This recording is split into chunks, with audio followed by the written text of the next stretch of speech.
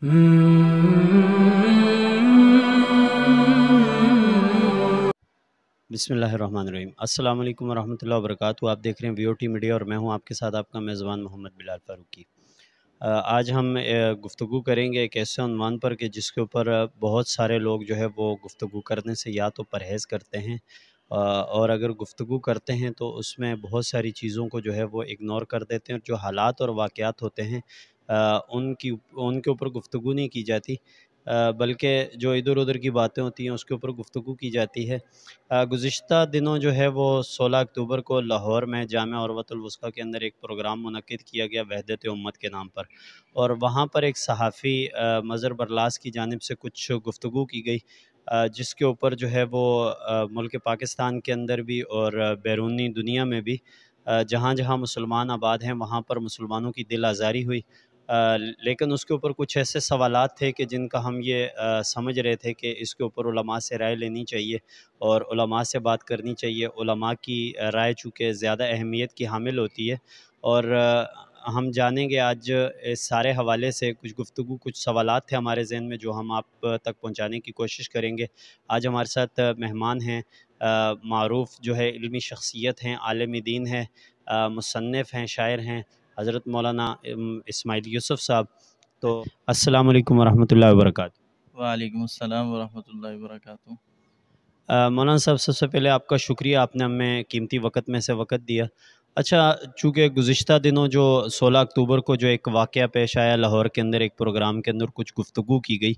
तो मैं ये चाहता हूँ कि उसके ऊपर बात की जाए, लेकिन चूँकि वहाँ जिन 2 वाक़यात को बुनियाद बनाकर खिलाफ़त हज़रत अली उल मुर्तज़ा रज़ी अल्लाह तआला अन्हु को और उहद का जो वाक़या था उसको बुनियाद बनाकर जो सहाबाए किराम की तौहीन की गई और तबर्रा किया गया, तो इसके ऊपर उलमा का और उम्मत का मुत्तफ़िक़ा तौर पर फ़ैसला क्या है? और 1400 साल पहले के वाक़यात को मौजूदा दौर के हालात के अंदर मौजूदा लोगों से मिलाना, आप इसको किस तरह देखते हैं? बिस्मिल्लाहिर्रहमानिर्रहीम। चंद रोज़ पहले जामिया उर्वतुल वुस्क़ा, जो मारूफ़ शिया रहनुमा जवाद नक़वी का इदारा है, जिसमें वहदत उम्मत के नाम पर मुख्तलिफ़ कॉन्फ्रेंसेस होती रहती हैं, नाम बज़ाहिर उसका वहदत उम्मत रखा गया है, लेकिन उसमें इस दफ़ा जो गुफ्तगू की गई और इससे पहले भी कई दफ़ा ये देखने में आया है कि वहाँ उम्मत की वहदत की बात के बजाय उम्मत में इफ्तिराक़ और इंतशार वाली गुफ्तगू की जाती है। इस दफ़ा जो चीज़ नुमायाँ तौर पे सामने आई है, वैसे तो काफ़ी सारी चीज़ें काबिल एतराज़ हैं, लेकिन जो चीज़ ज़्यादा नुमायाँ तौर पे वायरल हुई है, सामने आई है, वो एक सहाफ़ी की हज़रात सहाबाए किराम रिज़वानुल्लाहि ताला अलैहिम अजमाइन के हवाले से गुफ्तगू है। 2 बातों का उसने ख़ास तौर पे ज़िक्र किया। एक ये कि इस उम्मत ने नबी करीम सल्लल्लाहु अलैहि वसल्लम के खुतबे को भुला दिया और उस पे अमल नहीं किया। ये ग़ालिबन उसका इशारा गदीर ख़ुम के मौके पे नबी करीम सल्लल्लाहु अलैहि वसल्लम ने जो हज़रत अली रज़ी अल्लाह ताला अन्हु के बारे में कहा कि जिसका मैं मौला हूँ, अली उसका मौला है, इससे शुरू ही से शिया खिलाफत पर इस्तिदलाल करते आ रहे हैं, जबकि अहलु सुन्नत के अकाबिर ने, उलमा ने तहरीरी तकरीरी अंदाज़ में सदियों पहले से इसके जवाबात दिए हैं, अब भी दे रहे हैं, और आइंदा जब कभी इस हवाले से दज्ल और तलबीस से काम लिया जाता रहेगा तो उलमा उसका जवाब देते रहेंगे। तो उससे हज़रत अली रज़ी अल्लाह ताला अन्हु की खिलाफत की तरफ इशारा मकसूद नहीं था। चूँकि वक्त मुख्तसर है, मैं ज़िमनन थोड़ा सा इशारा करना चाहूँगा। हुज़ूर अलैहिस्सलातु वस्सलाम ने हज़रत अली को यमन की तरफ भेजा था, और यमन में बतौर क़ाज़ी हज़रत अली रज़ी अल्लाह ताला अन्हु के कुछ फ़ैसलों पर चंद हज़रात को कुछ एतराज़ात थे, और हज्जतुल विदा के मौके पे वो हज़रात भी आए, हज़रत अली भी यमन से आए, और वहाँ नबी करीम सल्लल्लाहु अलैहि वसल्लम की बारगाह में वो सूरत हाल जब पेश की गई तो हुज़ूर अलैहिस्सलातु वस्सलाम ने हज़रत अली की तस्वीब फरमाई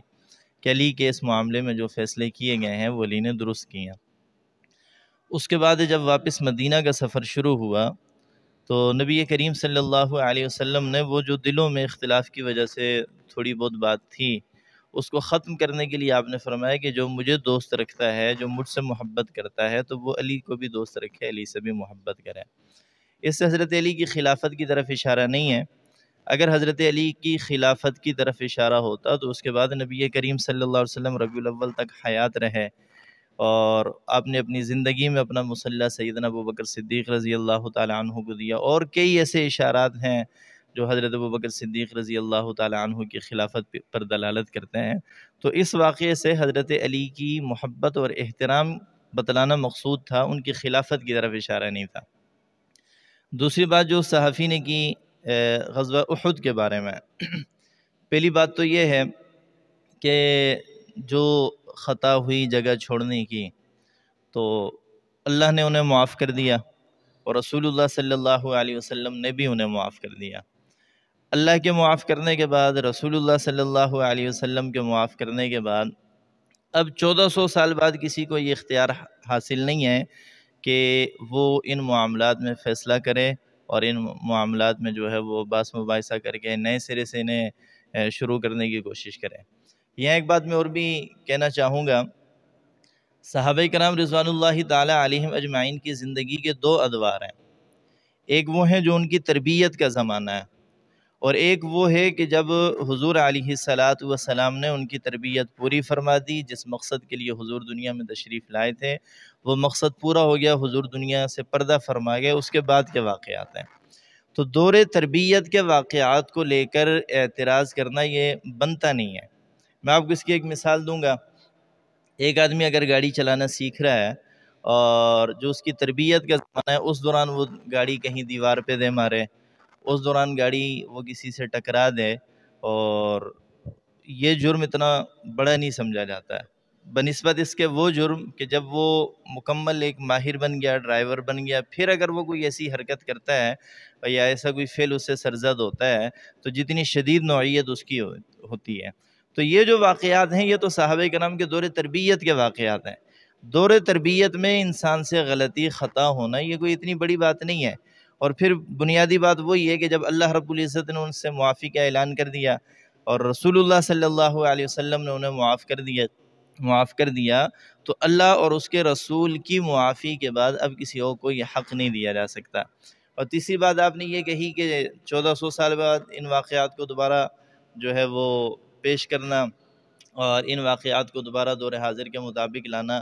تو یہ صرف امت میں افتراق اور انتشار کرنے کے لیے ہے، یہ اتحاد یا وحدت کے لیے ہو ہی نہیں سکتا۔ جو لوگ ان مذموم حرکات میں مبتلا ہیں وہ امت کے اتحاد کو نہیں چاہتے، وہ امت میں افتراق اور انتشار چاہتے ہیں۔ اچھا مولانا، اس میں چونکہ واقعہ یہ توہین صحابہ کے جو واقعات ہیں یہ تسلسل کے ساتھ ہوتے آئے ہیں، سوشل میڈیا نہیں تھا تو بہت ساری چیزیں کتابوں میں تھی، وہ بعض علماء کی تقاریر میں سامنے آتی تھی، اور جو ابھی حالیہ جو ابھی توہین ہوئی ہے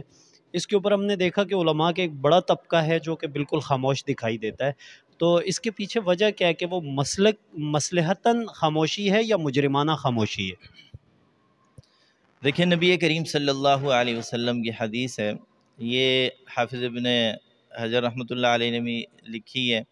اور حضرت مجدد الفسانی رحمۃ اللہ علیہ نے بھی رد الرفضہ میں لکھی ہے، اور کئی اور حضرات نے بھی لکھی ہے۔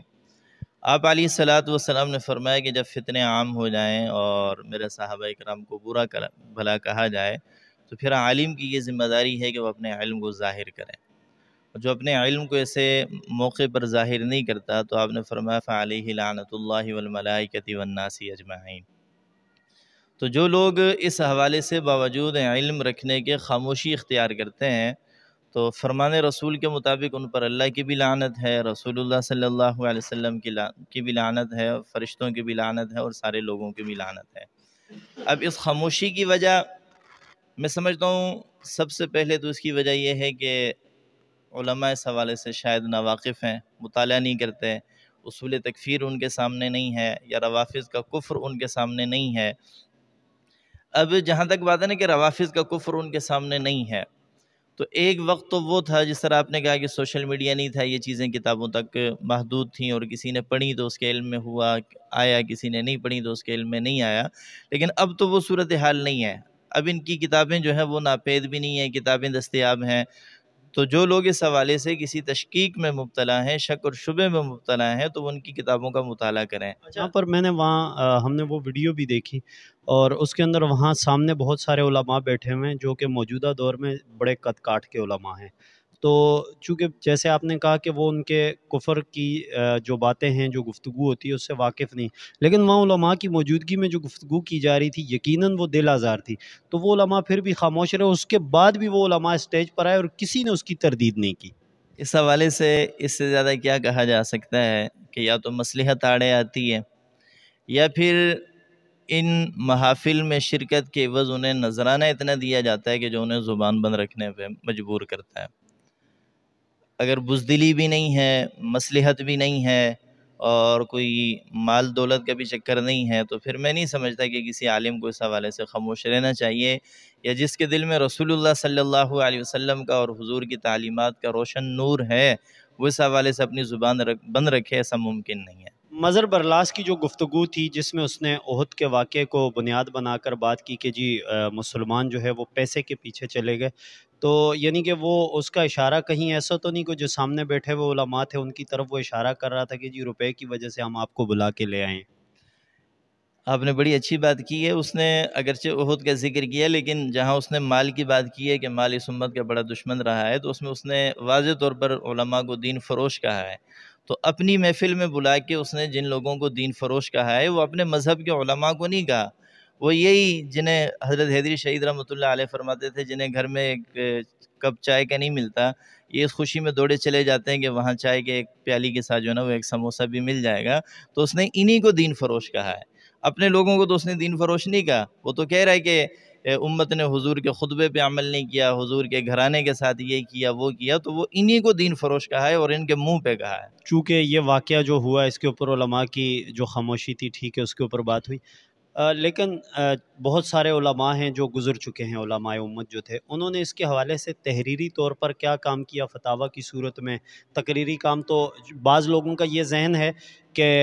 جنرل ضیاء کے دور کے بعد 1985 کے بعد یہ سارا مسئلہ ہوا ہے، ملک کے اندر شیعہ سنی فساد ہوئے اور یہ ساری چیزیں نکل کر آئی ہیں، تو آپ اس کے اوپر کیا موقف رکھتے ہیں؟ اور علماء نے جو تحریری کام کیا وہ کیا ہے پہلے یا نہیں کیا، یا کہ یہ موجودہ دور میں ایک فتنہ بنایا گیا ہے؟ آپ کا سوال بڑا تفصیل طلب ہے۔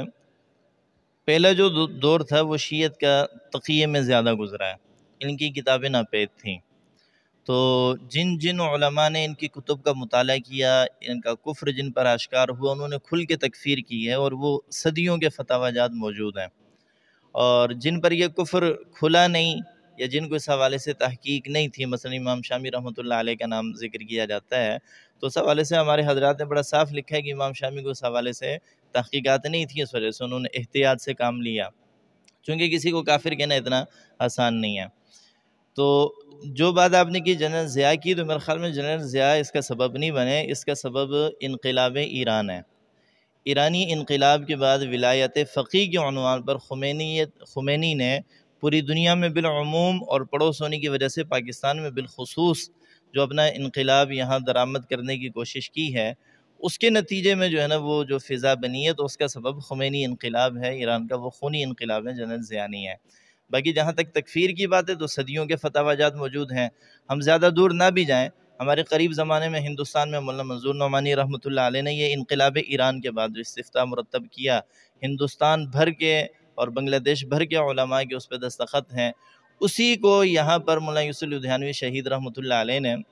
اور دیگر حضرات نے، مفتی ولی حسن ٹونکی صاحب رحمۃ اللہ علیہ، حضرت مفتی رشید صاحب رحمۃ اللہ علیہ، پاکستان کے اس وقت کے جتنے بھی بڑے اکابر تھے، انہوں نے اپنے دستخطوں کے ساتھ اور اپنی تائیدی تحریر کے ساتھ اس کو پاکستان سے شائع کیا ہے، اور اس کا عنوان ہی متفقہ فیصلہ ہے، اور آپ جانتے ہیں کہ متفقہ فیصلہ اس کو کہا جاتا ہے جس پر سب کا اتفاق ہو۔ تو موجودہ دور میں جتنے لوگ ہیں، ان کے والدین کے یا ان کے اساتذہ کے یا ان کے مشائخ کے کسی نہ کسی کے اس پہ دستخط ضرور موجود ہیں، تو یہ تو نہیں کہا جا سکتا کہ اس حوالے سے موجودہ زمانے میں کوئی اشتباہ یا ابہام باقی رہا ہے، وہ ایک متفقہ فیصلہ ہے جس پہ سب کے دستخط موجود ہیں۔ جیسے آپ نے علماء کے حوالے سے گفتگو کی کہ اکابرین امت کے اس کے اوپر دستخط موجود ہیں، لیکن ہم موجودہ دور میں دیکھتے ہیں چونکہ چیزیں ڈکی چھپی نہیں ہے، کیمرہ ہے وہ ساری چیزیں منظر عام پر لاتا ہے، تو یہاں پر وہی اکابرین امت جو اس دجل اور کفر کے خلاف بات کرتے رہے، لکھتے رہے، تو ان کے چاہنے والے، ان کے شاگرد یا ان کے گھرانے کے لوگ ایسے لوگوں کے ساتھ ملتے جلتے بھی ہیں اور معاملات بھی ان کے ہیں۔ میرا صرف اصل میں بیسک سوال یہ ہے آپ سے کہ موجودہ جو دور کے اکابرین امت ہیں وہ اس مسئلے پر کس طرف کھڑے ہیں؟ وہ جو لوگ مصلحت کی چادر اوڑھ کر سوئے ہوئے ہیں وہ اس کی طرف بیٹھے ہیں، یا کہ جو امت بیدار ہے علماء اکابرین امت اس طرف ہے؟ آپ نے موجودہ حضرات کے لیے اکابر کا لفظ استعمال کیا ہے، اس پہ میں چھوٹی سی ایک بات کر کے پھر اگلی بات اپنی کروں گا۔ امام اہل سنت حضرت استاد محترم مولانا علی شیر حیدری شہید رحمۃ اللہ علیہ شیخ سلیم اللہ خان صاحب نور اللہ مرقدہ کے ہاں جامعہ فاروقیہ میں پڑھانے کے لیے آئے، تو شیخ صاحب کے دل و دماغ میں کسی نے شکوک و شبہات ڈالے کہ یہ اکابر کی بات نہیں مانتے ہیں۔ تو حضرت حیدری صاحب جب تشریف لائے اور محفل آپس میں جب ہوئی، نشست ہوئی، تو شیخ صاحب نے کہا کہ جی آپ کے حوالے سے کہا جاتا ہے کہ آپ اکابرین کو نہیں مانتے ہیں۔ تو حضرت حیدری صاحب رحمۃ اللہ علیہ نے فرمایا کہ اکابر کی 3 قسمیں ہیں۔ ایک وہ ہیں جو کہتے ہیں کہ میں اکابر ہوں، مجھے اکابر مانو، میں انہیں اکابر نہیں مانتا۔ ایک وہ ہیں کہ جن کے چاہنے والے، جن کے متعلقین کہتے ہیں کہ ہمارے یہ حضرت اکابر ہیں، اسے اکابر مانو، میں انہیں بھی اکابر نہیں مانتا۔ اور تیسرے نمبر پر وہ اکابر ہیں جو واقعتاً متفقہ طور پر اکابرین امت ہیں، اگر ان میں سے کسی کی رائے کا، کسی فتوے کا ہم نے احترام نہیں کیا تو آپ وہ دکھائیں، آپ بتائیں آپ کن اکابرین کی بات کر رہے ہیں۔ اور اگلی بات حضرت حیدری صاحب نے یہ کی کہ اس وقت پاکستان کی 3 بڑی شخصیات کو میں اپنا بڑا مانتا ہوں۔ پہلے نمبر پر آپ ہو گئے، یعنی شیخ سلیم اللہ خان صاحب رحمۃ اللہ علیہ۔ دوسرے نمبر پر امام اہل سنت مولانا محمد سرفراز خان صاحب صفدر رحمۃ اللہ علیہ ہو گئے، اور اس وقت حیات تھے سید نفیس شاہ صاحب رحمۃ اللہ علیہ کہ آپ 3 میرے اکابر ہیں، میرے بڑے ہیں، آپ یہ بتائیں کہ آپ نے کبھی مجھے کوئی بات کہی ہو اور میں نے آپ کی بات نہ مانی ہو، یا شیخ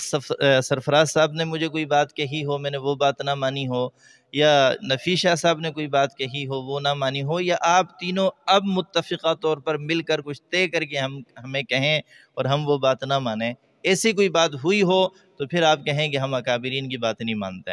تو شیخ صاحب نے کہا نہیں، ایسی تو کوئی بات نہیں ہے۔ دوسری بات میں یہ عرض کرنا چاہوں گا کہ اکابر ہیں کیا؟ اکابر ہیں کیا؟ ہر وہ آدمی جس کی عمر بڑی ہو وہ اکابر ہے، ہر وہ آدمی جس کی داڑھی سفید ہو جائے وہ اکابر ہے، ہر وہ آدمی جو دنیا سے چلا گیا، جس کا انتقال ہو گیا وہ اکابر ہے۔ اگر اکابر ہونے کا معیار عمر کا بڑا ہونا، بالوں کا سفید ہونا یا دنیا سے انتقال کر جانا اس کا معیار ہے تو واقعتاً ہم ایسے لوگوں کو اکابر نہیں مانتے۔ اکابر کہتے ہیں، اس کے لیے ایک حد فاصل ہے کہ اکابر کون لوگ ہیں۔ امام اہل سنت محقق العصر ڈاکٹر خالد محمود صاحب رحمۃ اللہ علیہ کے حوالے سے ایک بات میں نے پڑھی کہ وہ فرماتے ہیں کہ اکابر وہ ہیں جنہوں نے المحند علی المفند، جو عقائد علماء دیوبند کی ایک کتاب ہے، جنہوں نے المحند پر دستخط کیے یا جو ان کے اساتذہ اور مشائخ ہیں وہ اکابر ہیں۔ ان کے بعد والے جو ہیں وہ عالم دین ہونے کے لحاظ سے قابل احترام ہیں، ہمارے لیے معزز ہیں، اور شریعت کے حدود و قیود کا وہ خیال کریں تو ہمارے سر کا تاج ہیں، لیکن اکابر کی یہ حد فاصل ہے کہ جنہوں نے المحند پر دستخط کیے یا جو ان کے اساتذہ اور مشائخ ہیں وہ اکابر ہیں۔ ہر وہ آدمی جس کی داڑھی سفید ہو جائے وہ اکابر نہیں ہے،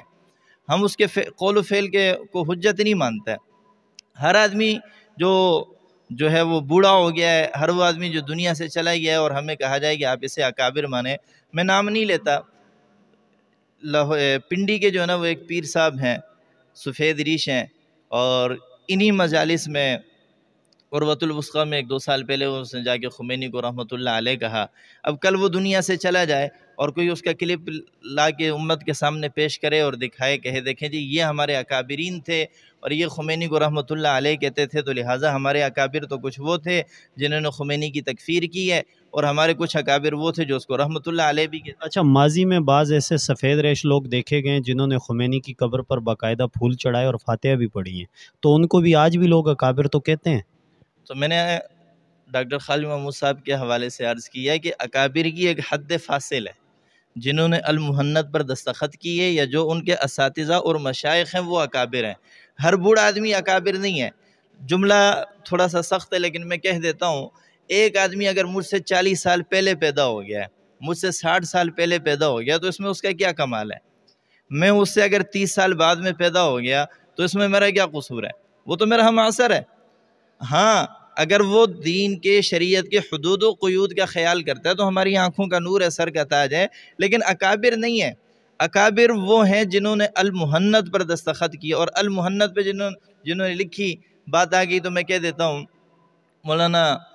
خلیل احمد سہارنپوری رحمۃ اللہ علیہ جنہوں نے المحنت لکھی، ان سے کسی نے پوچھا، ایک آدمی سنی ہے، اس کے عقائد و نظریات سنیوں والے ہیں، اس کا گھرانہ سنی ہے، لیکن وہ محرم کے ایام میں صرف محبت حسین میں تعزیہ نکالتا ہے، اس کا شرعی حکم کیا ہے؟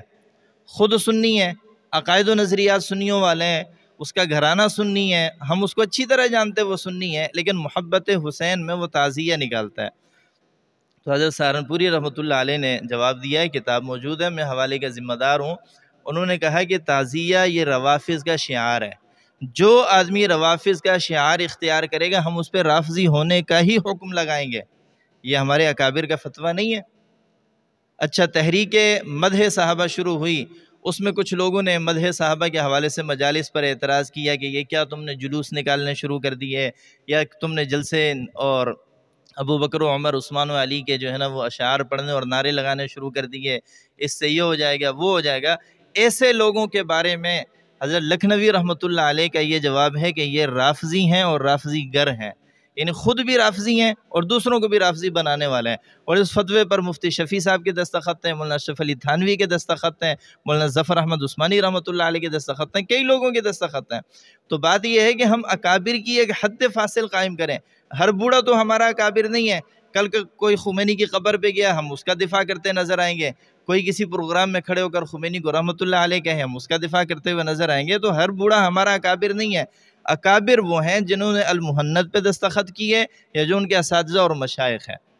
تو ہر آدمی اکابر نہیں ہے۔ اور اس حوالے سے بات بالکل واضح ہے کہ روافض کی تکفیر کے حوالے سے ہمارے اکابر کس طرف ہیں، وہ چیز بالکل واضح ہے، اس میں کوئی چیز قابل وضاحت نہیں ہے، سب کو پتہ ہے کہ اکابر کا متفقہ فتویٰ روافض کی تکفیر کا ہے۔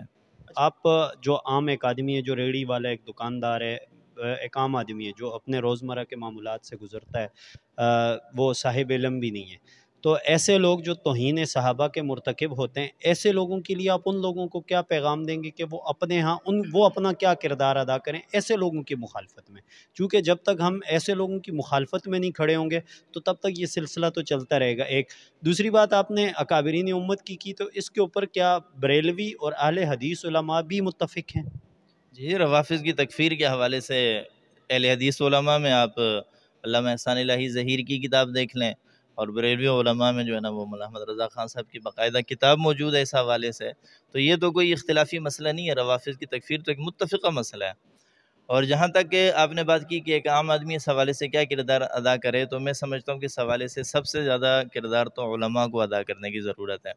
چونکہ ایک عام آدمی جو دین کی اتنی گہرائی میں واقفیت نہیں رکھتا، وہ ایک عالم کو دیکھتا ہے کہ یار اگر یہ لوگ برے ہوتے تو علماء اس کے پاس کیوں جاتے ہیں، یا اگر ایسے ہوتے تو علماء ان کے ساتھ کیوں اٹھتے بیٹھتے، تو اس حوالے سے سب سے پہلے علماء کو اپنا دامن صاف کرنا چاہیے۔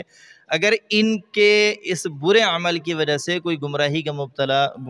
کا شکار ہو گیا، گمراہی میں مبتلا ہو گیا، تو یہ لوگ جرم میں برابر کے شریک ہیں۔ من سن سنتا حسنتا فلہ اجرھا واجر من عمل بھا، حضور نے فرمایا جو کوئی اچھائی کا راستہ اختیار کرتا ہے، شروع کرتا ہے، اس کو اپنا بھی اجر ہے، اور اس کو دیکھ کر جو اچھائی کے راستے پہ چلیں گے ان کا بھی اجر ہے۔ ومن سن سنتا سیئتا فلہ وزرھا ووزر من عمل بھا، اور جو برائی کا راستہ اختیار کرتا ہے تو اس کو دیکھ کر جو لوگ برائی کے راستے پہ چلیں گے اس کو اپنی برائی کا گناہ بھی ہے، اور جو اس کے متبعین ہیں ان کی برائی کا گناہ بھی ہے۔ تو جو لوگ علماء یا علماء کہلانے والے وہاں آتے جاتے ہیں، اور کئی لوگ ایک عالم دین سمجھ کے یا ایک بوڑھا عالم دین سمجھ کے یا سفید ری سمجھ کے اس کی اتباع میں ان کو مسلمان سمجھنے لگے ہیں، تو یہ ان کے لیے تو وبال ہے ہی، لیکن ان نواقف لوگوں کا وبال بھی ان کے سر پہ ہے۔ بہت شکریہ جی ناظرین، تو آپ نے سنی گفتگو مولانا اسماعیل یوسف صاحب کی، انہوں نے بڑی تفصیل سے مختصر وقت کے اندر اپنی بات کو آپ کے سامنے رکھا۔ یقیناً اس گفتگو سے بہت سارے سوالات ہوں گے جو آپ کے ذہنوں میں جنم لے رہے ہوں گے، آپ اس کے اوپر گفتگو بھی کر سکتے ہیں ہمارے کمنٹ سیکشن کے اندر، آپ اپنی رائے کا بھی اظہار کر سکتے ہیں، اور اس کے اوپر مزید بھی ہم کوشش کریں گے علماء کی رائے لینے کی، بریلوی علماء یا اہل حدیث علماء اس کے اوپر کیا موقف رکھتے ہیں، ہم کوشش کریں گے ان سے بھی بات کرنے کی، اور ان کا جو نظریہ ہے اس حوالے سے وہ کیا کہتے ہیں وہ بھی آپ کے سامنے رکھیں گے۔ دیکھتے رہیے گا ہمارے ساتھ VOT میڈیا۔ اللہ حافظ۔